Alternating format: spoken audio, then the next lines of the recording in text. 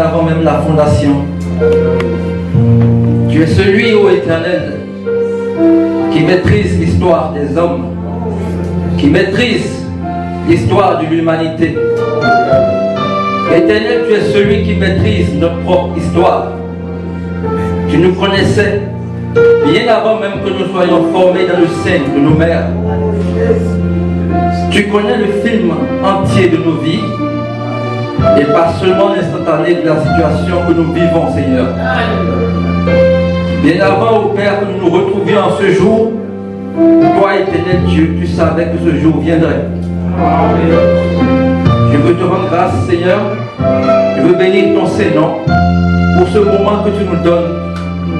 Ta parole nous dit que quelques instants dans ta présence, quelques instants dans ta maison, valent mieux que 1000 années ailleurs, Seigneur.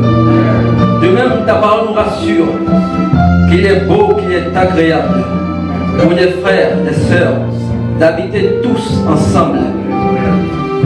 C'est comme la rosée de l'Hermont, c'est comme une pluie d'onction que tu verses sur la tête de ton sacrificateur Aaron et qui descend sur sa barbe, qui descend sur le bord de ses vêtements. Et tu rajoutes, ô Père, que c'est là que tu déverses la bénédiction en abondance au Seigneur éternel. Que ce moment de communion au Seigneur, que ce moment de partage autour de ta parole soit un moment de bénédiction pour les vies, soit un moment de délivrance pour une vie, soit un moment d'élévation pour quelqu'un au Seigneur. Dans le nom de Jésus-Christ, j'ai prié. Amen.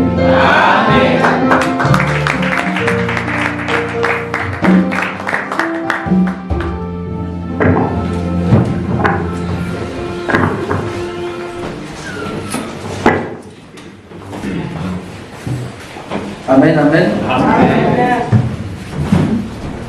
Shalom, chers frères et sœurs. Shalom. Shalom, serviteurs de Dieu. Le message que j'ai envie de partager ce matin, que l'Esprit Saint me met à cœur de partager ce matin avec tout un chacun, le titre que j'y ai mis, chacun est libre de mettre un titre lorsqu'il sera chez lui ou qu'il sera en train de méditer ces différents passages. Mais le titre que l'Esprit Saint m'a mis à cœur, c'est « Il fait une différence entre qui lui appartient et le monde ». Et je voudrais ce matin nous rassurer, je voudrais te rassurer, je voudrais te réconforter que les efforts que tu fais, que le temps que tu donnes à ton Dieu n'est pas un temps utilisé en vain. Ce ne sont pas des efforts en vain. Il fait une différence entre nous qui lui appartenons et le monde. Et nous allons pouvoir le voir depuis l'Ancien Testament jusqu'à la Nouvelle Alliance. Nous allons prendre 2 Rois, chapitre 19, du verset 10 au verset 12, tout d'abord. 2 Rois, chapitre 19, du verset 10 au verset 12. 2 Rois 19, du verset 10 au verset 12, j'ai la parole du Seigneur. Amen. Avec l'ordre de dire à Ézéchias, le roi de Juda, que ton Dieu, celui dans lequel tu places ta confiance, ne te trompe pas en prétendant que Jérusalem ne serait pas livrée entre les mains du roi d'Assyrie. Tu as bien appris ce que les rois d'Assyrie ont fait à tous les pays, la manière dont ils les ont voués à la destruction. Et toi, tu seras délivré. Amen. Amen. Je relis 2 Rois chapitre 19, verset 10. Vous parlerez ainsi à Ézéchias, roi de Juda, que ton Dieu, auquel tu te confies, ne t'abuse point en disant Jérusalem ne sera pas livrée entre les mains du roi d'Assyrie.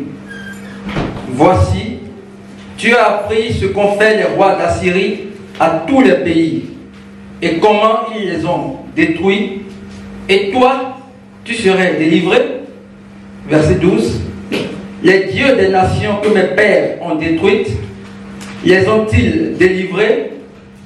Gozan, Charan, Ritsef et les fils d'Éden qui sont à Télassar. Amen. Amen. Tout d'abord, je voudrais nous situer un peu le contexte. C'est un message ici qu'on envoie au roi Ézéchias. Nous avons eu la grâce le dimanche dernier de recevoir un message très profond sur le roi Ézéchias. Et qui est-ce qui envoie ce message à Ézéchias? C'est le roi Sankérib.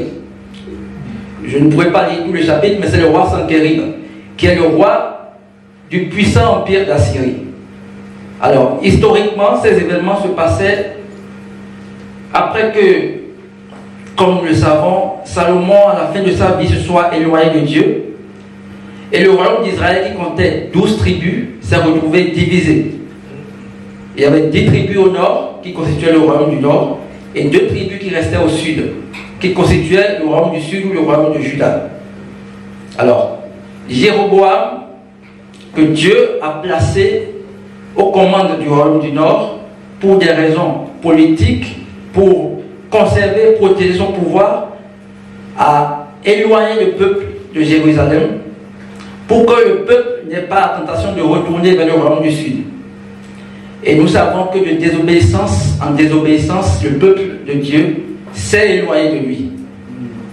Et à cause de cette désobéissance, dans 2 Rois 17, l'Éternel a dit qu'il permettra que l'empire d'Assyrie puisse attaquer le royaume d'Israël, donc le royaume du nord, et s'en emparer. Et cet empire d'Assyrie, historiquement, frères et sœurs, j'aime la parole de Dieu parce que elle est la vérité. Amen. La parole de Dieu, ce n'est pas un livre de contes, ce n'est pas un livre de mythologie. Elle est la pure vérité. Historiquement, l'empire d'Assyrie constitue le premier empire qui s'étendait sur plusieurs pays, sur plusieurs nations d'aujourd'hui. L'empire assyrien était très puissant et occupait toute la partie du Proche et du Moyen-Orient aujourd'hui, le Liban, que ce soit la Syrie, jusqu'à s'étendre vers le Yémen. Et ils étaient redoutés, ils étaient connus pour avoir une armée très puissante. Est-ce que ça fait penser au contexte d'aujourd'hui, au peuple de Dieu? Amen. Est-ce que quand vous regardez dans le monde d'aujourd'hui, vous voyez des choses semblables? Amen. La parole nous rassure dans le temps que lorsque le royaume d'Assyrie, lorsque l'empire d'Assyrie se levait contre un peuple, personne ne lui résistait. Dans le temps, Babylone existait. Dans le temps, le royaume de Babylone était là. Même militairement, du point de vue militaire, l'empire d'Assyrie avait eu la victoire même sur Babylone, avait eu la victoire sur les Perses et régnait dans toute la région. Et dans ce contexte chaotique, l'Éternel, à cause de la désobéissance des enfants d'Israël, il a permis que l'empire d'Assyrie ait également la victoire sur le royaume du Nord. Et beaucoup d'enfants d'Israël avaient été déportés. Et dans le temps, lorsqu'il y avait des guerres, ce n'était pas comme aujourd'hui, forcément. C'était des murailles et il n'y avait pas des armes modernes. Donc les sièges contre un royaume, contre une ville, pouvaient durer parfois des années. Et lorsqu'ils arrivaient à avoir la victoire sur un peuple, on pouvait enlever ce peuple de là où il était pour l'envoyer ailleurs et on établissait d'autres peuples à cet endroit-là. Et c'est dans ce contexte qu'Ézéchias s'est montré sur le trône. La parole nous dit que son père n'a pas suivi les voies de l'Éternel. Mais lorsque Ézéchias est venu, tout comme l'on vu le dimanche passé, il a opéré de grandes réformes. Il a donné tout son cœur à l'Éternel. Et nous pouvons lire dans 2 Rois 18, verset 6, verset 5 d'abord. La parole nous dit qu'il mit sa confiance en l'Éternel, le Dieu d'Israël. Et parmi tous les rois de Juda qui vinrent après lui ou qui le précédèrent, il n'y en eut point de semblable à lui. Et parce que notre Dieu est un Dieu fidèle, il fut attaché à l'Éternel. Il ne se détourna point de lui.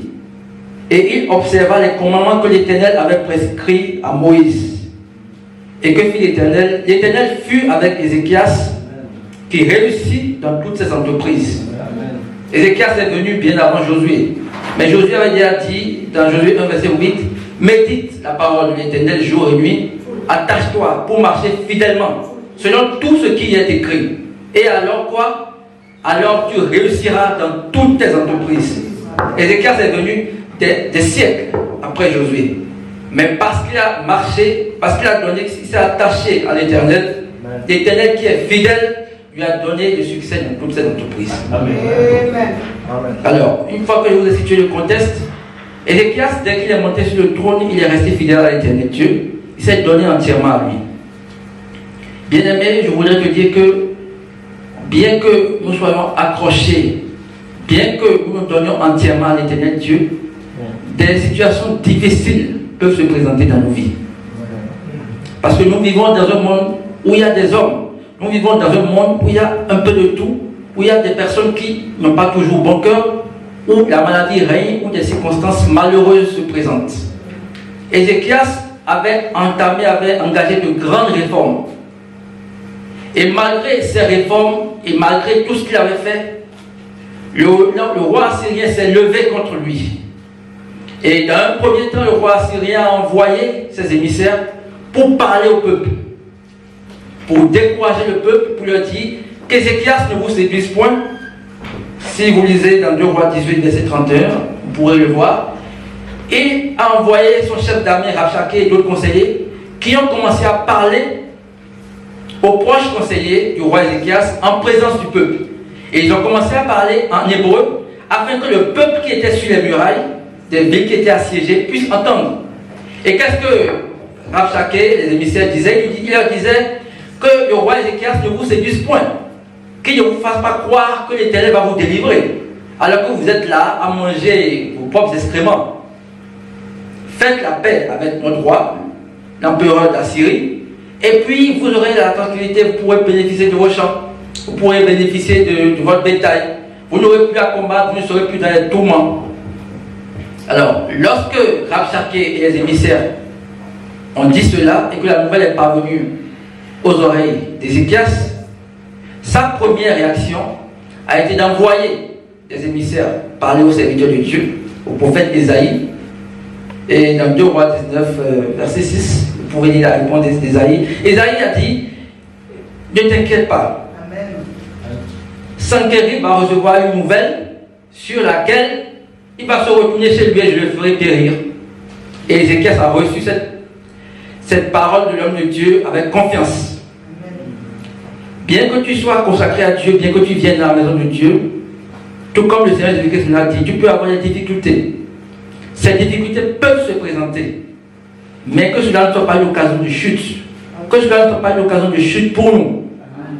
Parfois également, les difficultés se présentent et on en parle à l'homme de Dieu qui prie avec nous, ou bien à des anciens qui prient avec nous. Et juste au sortir de cela, on dit que la situation est résolue, on la croit, mais on sort le lundi, le mardi ou bien le mercredi, 2-3 jours après, la situation persiste. Et c'est ce qui s'est passé avec Ézéchias ici. Après que le prophète Ésaïe, que nous connaissons très bien, qui est un puissant prophète, qui est un des plus grands prophètes de l'Ancien Testament, a parlé, nous avons remarqué qu'effectivement, Sanchérib reçoit une nouvelle selon laquelle le roi de l'Éthiopie était en train d'attaquer son royaume. Mais qu'est-ce que Sanchérib va faire? Il va encore renvoyer maintenant une lettre, cette fois-ci, parce qu'il a appris la nouvelle, mais parce qu'en lui, il y a toujours le désir de détruire Ézéchias, de détruire le peuple de Dieu.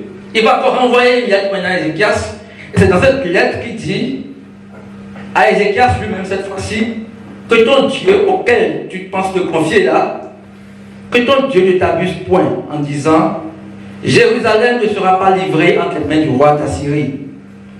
Voici que tu as appris donc tout ce que ses pères à lui, tout ce que les anciens rois d'Assyrie ont fait à tous les pays, et comment ces pays ont été détruits. Et pourquoi est-ce que toi, tu serais délivré? Les dieux des nations que mes pères ont détruites, les ont-ils délivrés? Mais laisse-moi te dire, bien-aimé, nous n'adorons pas les dieux des nations. Nous n'adorons pas les dieux qui sont faits de main d'homme. Nous adorons l'Éternel Dieu Tout-Puissant. Nous adorons celui qui est le Dieu créateur.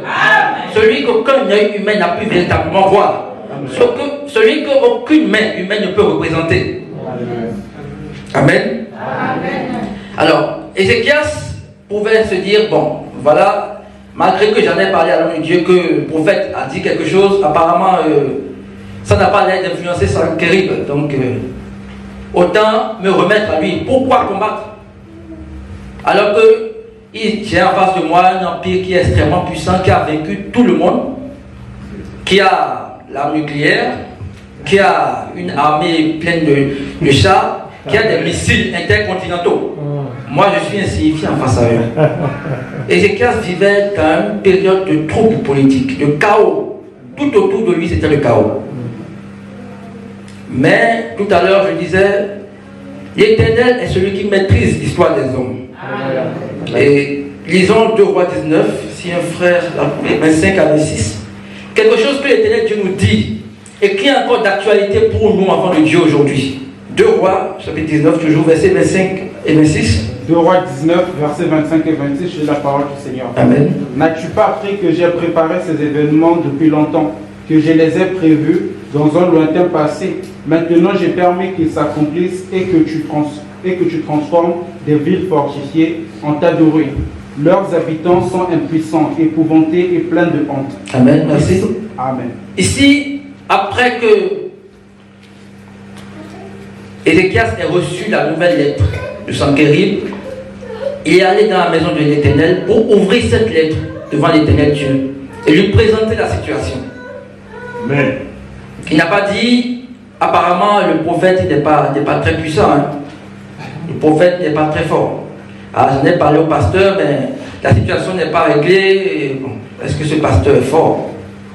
Est-ce que ce pasteur a le pouvoir? Est-ce que ce pasteur a la puissance? Je crois que je vais aller dans une autre église. Je crois que je vais aller voir peut-être les dieux des Égyptiens, hein, pour voir. Parce qu'apparemment, Isaïe a dit, mais la situation ne s'arrange pas.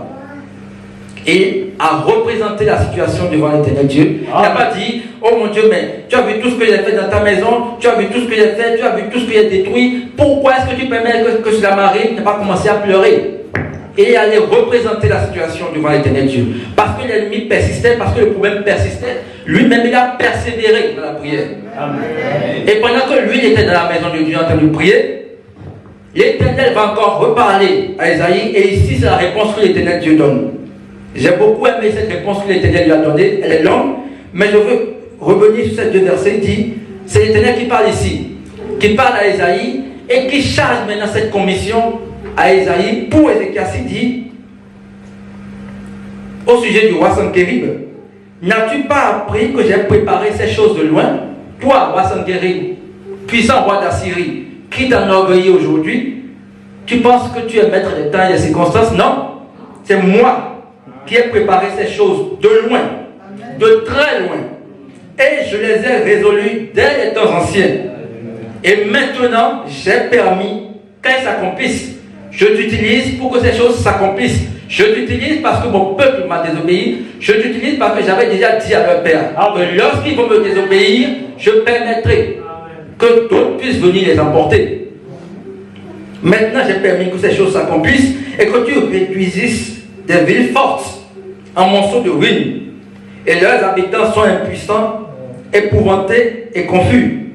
Il dit au verset 27, mais je sais, quand tu t'assieds, toi, roi Sanchérib, quand tu sors et quand tu entres, et quand tu es furieux contre moi, Amen. Et parce que tu es furieux contre moi, et que maintenant ton arrogance est montée à mes oreilles, je mettrai ma boucle à tes narines et mon mort, entre tes lèvres. Amen.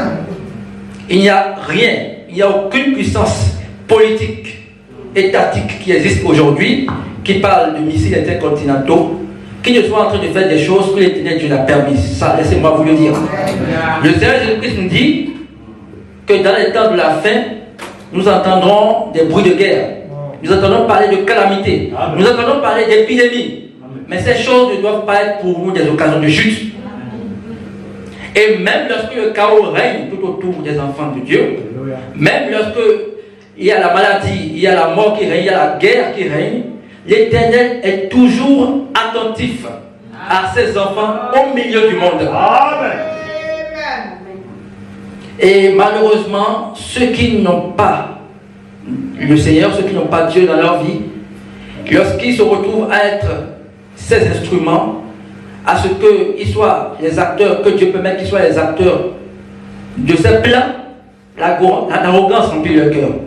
Aujourd'hui, autour de nous, quand on regarde l'actualité, on peut encore voir beaucoup de Sankerib.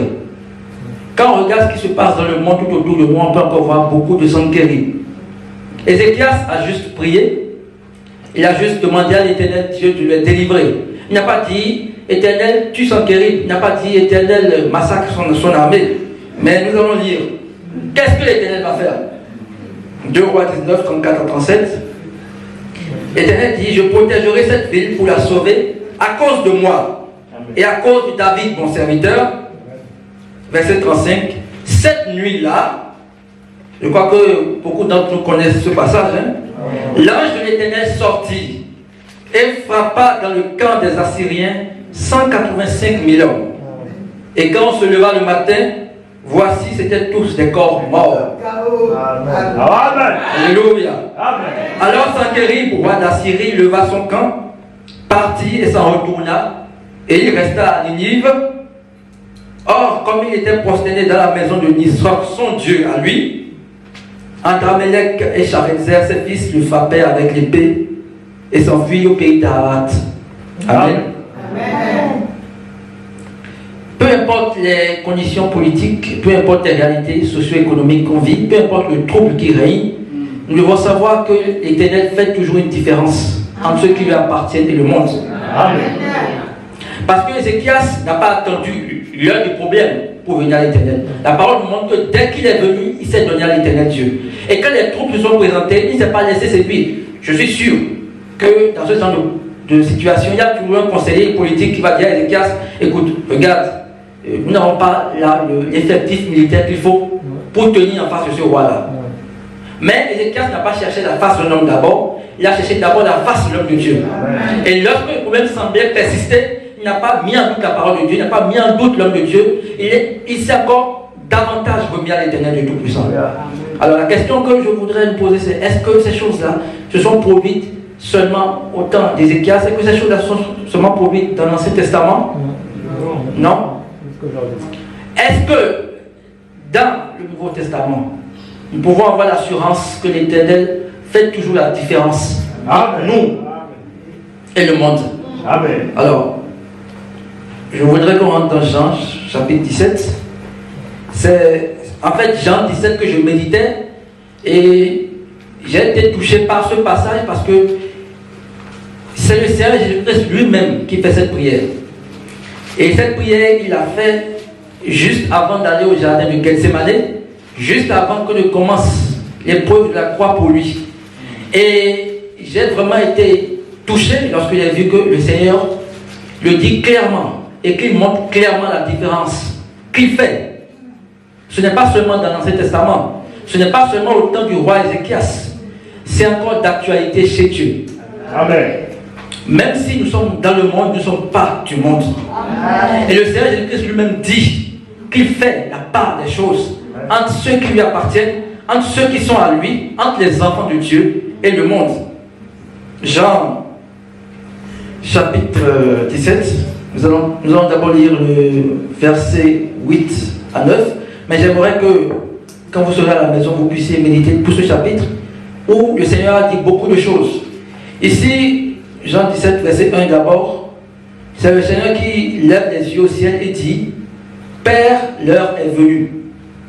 Donc il priait le Père et il dit au verset 8, car je leur ai donné les paroles que tu m'as données et ils les ont reçues et ils ont vraiment connu que je suis sans toi et ils ont cru que tu m'as envoyé. Le verset 9, c'est pour eux que je prie. Je ne prie pas pour le monde, mais pour ceux que tu m'as donnés, parce qu'ils sont à toi. Amen. Amen. Amen. Ici, le Seigneur Jésus-Christ priait pour ses disciples. Et il dit clairement, je leur ai donné les paroles que tu m'as données, de leur donner, et ils ont reçu ces paroles-là. Et ils ont vraiment cru. Et ils ont vraiment connu que je suis sorti de toi, que c'est toi qui m'as envoyé.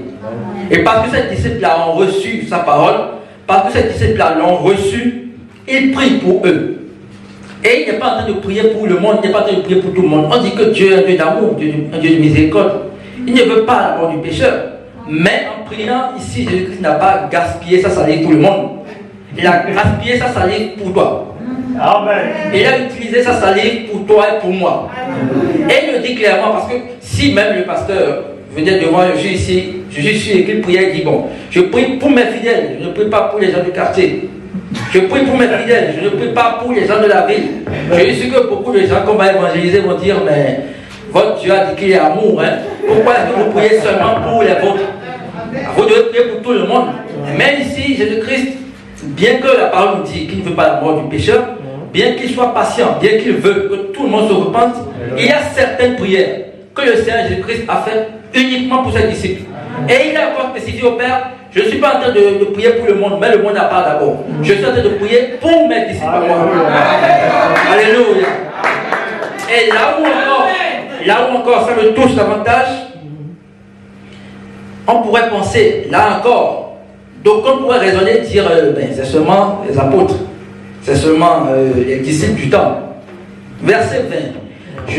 Même s'il n'a pas appelé ton prénom, ton nom, je veux te rassurer que le Seigneur Jésus-Christ, avant d'aller à la croix, il a prié spécifiquement pour toi. Il a prié spécifiquement pour moi.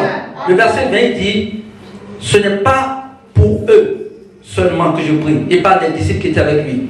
Il dit, ce n'est pas pour mes disciples, pour eux seulement que je prie, mais encore pour ceux qui croiront en moi par leur parole. Alléluia. C'est toi et moi nous sommes ici ce matin, c'est parce que nous avons reçu cette parole-là. C'est parce que Paul a prêché, c'est parce que Pierre a prêché, et que de génération en génération, nous nous sommes retrouvés aujourd'hui ici, après avoir reçu la parole de Dieu.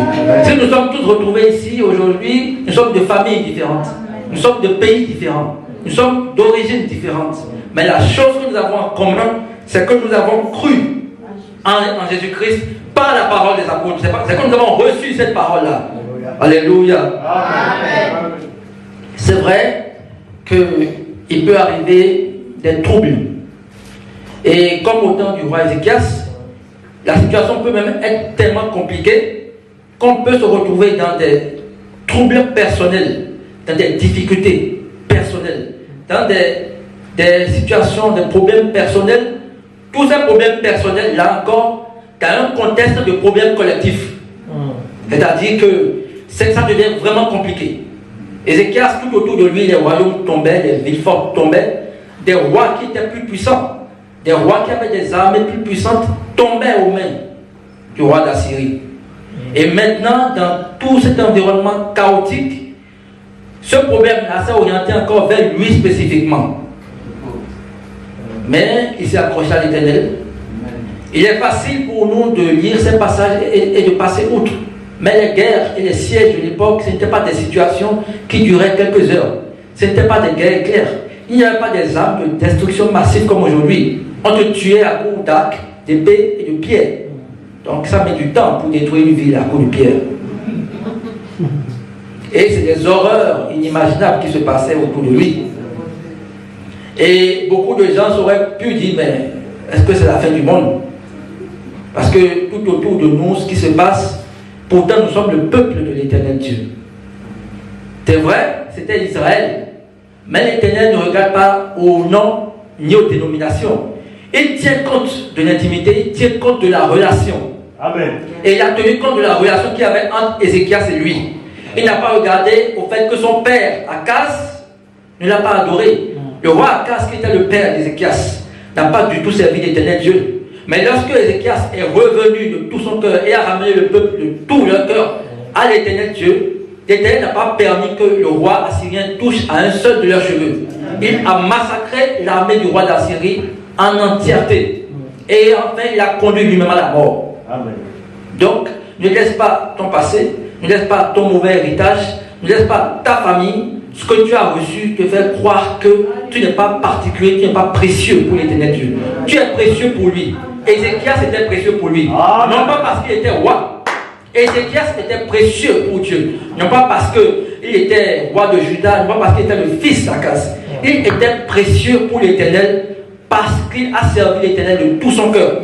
Parce qu'il s'est attaché à l'Éternel. C'est ça que l'Éternel a regardé. Et c'est compte tenu de cela qu'il a fait la différence entre Ézéchias, entre le royaume de Juda et tous les royaumes qui étaient autour d'eux. Même si les royaumes avaient prévu ces choses depuis longtemps. Le Seigneur Jésus-Christ a dit à ses disciples, vous entendrez parler de bruit de guerre, vous entendez parler d'épidémie, mais il faut que ces choses-là arrivent. Et même si ces choses-là arrivent, ce ne peut pas être une occasion de fatalisme. Le monde est foutu. Pourquoi est-ce qu'on adore encore Dieu? Pourquoi est-ce que je me lève encore tous les dimanches matin pour venir dans la maison de Dieu? Même si le monde est à 2 secondes de tomber, l'Éternel fait toujours la part entre ceux qui sont à lui et ceux qui sont pour le monde. Le verset 11 de Jean 17, le Seigneur Jésus-Christ savait qu'il allait mourir, qu'il serait glorifié et qu'il irait vers le Père. Et il dit au verset 11, Jean 17, verset 11, je ne suis plus dans le monde, mais eux, ils sont dans le monde et je vais à toi. Le Seigneur sait que nous sommes encore dans le monde. Il sait que nous serons encore dans le monde jusqu'à ce qu'il vienne nous enlever. Et il sait que le monde est difficile parfois à vivre. C'est pour ça qu'au verset 15, il dit au Père toujours, dans la prière qu'il fait au Père, nous concernant ses disciples, il dit, je ne te prie pas de les ôter du monde, mais de les préserver du mal. De les préserver de toutes les situations, de toutes les circonstances qui peuvent se présenter. Bien aimé, il y a de cela encore 2 ans et demi, 3 ans, je ne l'ai pas vécu ici en France, mais je pense que beaucoup de nous ne pouvaient pas imaginer qu'on se retrouverait dans des situations où on pourrait fermer les bâtiments des églises. Parce que, je vous rassure, aucun homme n'a le pouvoir de fermer l'église. L'église, c'est toi et moi. L'église, c'est nous. On a fermé les bâtiments des églises. Que beaucoup disent, ils ont fermé les églises. Ils n'ont pas fermé les églises. Non. Donc c'était des situations difficiles. Certains ont perdu des aides chères. Certains ont perdu leurs emplois. Mais dans tout cela, l'Éternel, c'était des événements, c'était des situations qu'il a préparées d'avance. Et il permet que cela arrive. Mais même si cela arrive, cela ne signifie pas qu'il ne fait plus la différence entre ceux qui lui appartiennent et ceux qui sont du monde. Que cela soit un réconfort pour nous. Que nous puissions persévérer. Même si c'est un problème sans persister dans ta vie, dis-toi que l'Éternel fait la différence entre celui qui lui appartient et celui qui est du monde. Nous prions parfois pour certaines choses et cela tarde à arriver. Mais il faut continuer, il faut persévérer. Tu pries peut-être pour le mariage, mais laisse-moi te dire, une fois que tu as le mariage, celui qui est dans le mariage te dira qu'il y a encore des difficultés dans le mariage. Nous qui sommes les enfants de Dieu, nous ne sommes pas mariés pour le divorce. Nous ne sommes pas sur cette terre pour connaître le chômage. Nous ne sommes pas là pour connaître la maladie. Non, l'Éternel a promis, il a dit qu'il a fait de beaux projets pour nous. Donc même si tu te retrouves à durer dans le célibat, persévère dans la prière.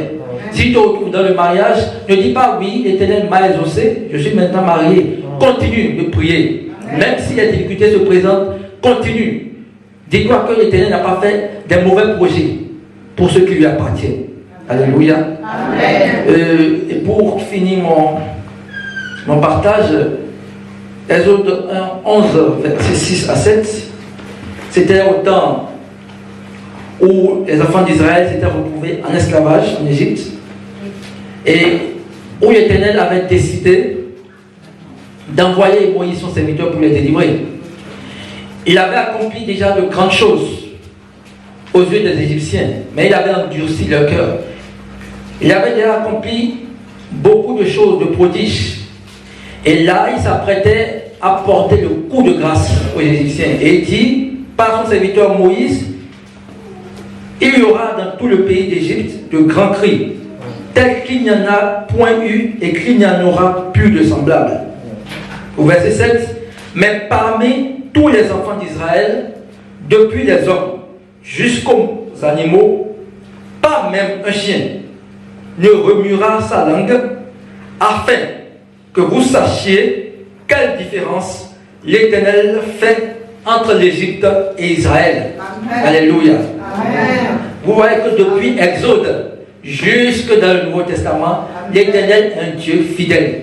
Il ne change pas. Quand nous disons qu'il est fidèle et qu'il ne change pas, il le démontre à travers sa parole. Ici, c'était l'esprit de mort qui allait frapper l'Égypte. L'Égypte, dans l'Ancien Testament, c'était la préfiguration du monde. Tandis que Israël, c'est nous aujourd'hui les enfants de Dieu. Mais lorsqu'il a envoyé la mort frappée, il a dit que même les animaux qui appartiennent aux enfants d'Israël, même les chiens qui sont dans leur maison ne remiront pas leur langue. Tout cela pour que nous sachions quelle différence lui, l'Éternel, il fait entre l'Égypte qui est le monde et Israël qui sont les enfants de Dieu. Alléluia. Amen. Et le dimanche passé, le frère Duveil, quand il prêchait, il a parlé de servir l'Éternel avec nos biens.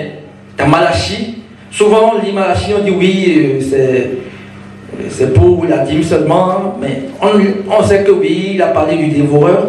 Mais quand on lit dans Malachie 3,18, il dit encore la même chose. Il dit, Malachie 3,18, vous verrez de nouveau la différence entre le juste et le méchant, entre celui qui sert Dieu et celui qui ne le sert pas. Et bien aimé, laisse-moi te dire, quand on parle de servir, ne pense pas que je suis en train de parler seulement des chantres, de parler seulement des anciens, des devanciers dans l'église. Même toi, là où tu es, tu sers Dieu. Jacques nous dit que la vraie religion consiste à visiter les orphelins, les veuves, à manifester l'amour autour de nous. Lorsque tu manifestes l'amour avec ton collègue de travail, lorsque tu témoignes de l'amour avec un collègue qui est dans la difficulté, tu manifestes l'amour de Dieu. Et les gens peuvent dire, le monde peut dire, oui, celui-là, effectivement, il est enfant de Dieu. Et ce faisant, tu sers réellement Dieu. Lorsque tu vas évangéliser, tu fais le service de Dieu. Amen. Lorsque tu prends soin des gens qui sont dans les difficultés autour de toi, tu sers Dieu, tu manifestes l'amour de Dieu. Et l'Éternel fait toujours la différence entre nous qui sommes à lui et ceux qui sont dans le monde. Amen. Seigneur Éternel, nous te disons merci pour ce moment que tu as permis que nous partagions dans ta maison. Seigneur, avant d'aller vers le Père, tu as prié, le Père, pour tes disciples. Et tu as dit au Père que tu ne priais pas uniquement pour les disciples, mais que tu priais également pour tous ceux qui te recevront, tous ceux qui recevront cette parole, tous ceux qui seront à toi par cette parole qu'ils auront reçue. Tu n'as pas prié pour le monde, tu as prié pour nous, tes enfants, afin que le Père nous préserve du mal, afin que le Père nous conserve, afin que le Père veille sur nous. Éternel, nous avons vu que même en période de troubles politiques, même dans des périodes chaotiques, même lorsque les royaumes tombaient tout autour d'Ézéchias, tu as veillé sur Judas, tu as veillé sur Ézéchias, non pas à cause de son hérédité, non pas à cause de sa position, mais à cause de l'amour qu'il avait pour toi, à cause de la consécration qu'il avait pour toi. Seigneur, que ta parole trouve effectivement place dans nos vies. Que nous puissions effectivement recevoir ta parole dans nos cœurs. Que nous puissions, au roi de gloire, effectivement nous consacrer à toi. Que nous puissions effectivement nous attacher à toi comme Ézéchias l'a fait. Seigneur, tu as dit de prendre courage, que nous aurons des tribulations dans le monde, mais que toi tu as vaincu le monde. Que les difficultés, que les situations qui ne sont pas toujours agréables, qui se présenteront sur le chemin de ton Église, sur le chemin de tes assemblées, sur le chemin de tes enfants que nous sommes, ne soient pas pour nous des occasions de chute, mais des occasions de témoignage, des occasions où tu manifesteras ta gloire afin que nous puissions témoigner que tu restes le même depuis hier, que tu es le même encore aujourd'hui et que tu demeureras le même éternellement, Seigneur. Père, merci car tu es un Dieu fidèle. Merci car tu es un Dieu qui maîtrise l'histoire de l'humanité. Merci Seigneur car tu es un Dieu qui maîtrise l'histoire des hommes. Et dans cette histoire des hommes, Seigneur, tu veilles sur nous. Reçois la gloire, Seigneur. Manifeste ta gloire dans ton Église. Manifeste davantage ta gloire dans la vie de tes enfants. Dans le nom de Jésus-Christ, j'ai prié. Amen.